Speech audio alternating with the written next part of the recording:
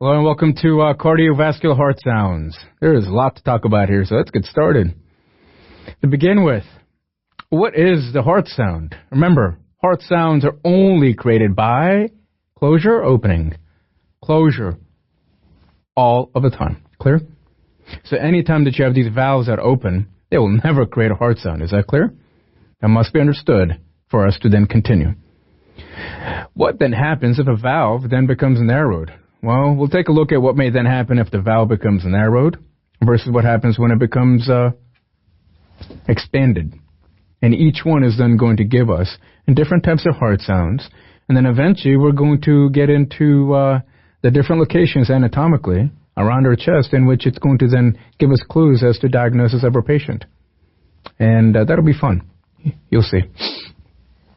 Now, if the valve is expanded, the root of the valve. For example, we talk about congestive heart failure, and tell me about that heart. Are you looking at this heart on X-ray?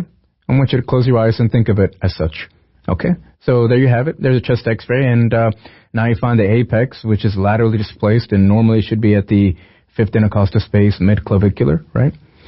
But with congestive heart failure, you might find the apex, which is now laterally displaced, and it's maybe mid-axillary. That's not good.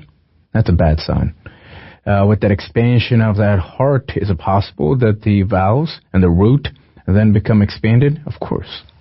It wouldn't make any sense for it to become smaller, right? And so therefore, when you do have such expansion of the root, then you would have what kind of flow? You would have flow that perhaps would be regurgitative, correct? So therefore, flowing backwards.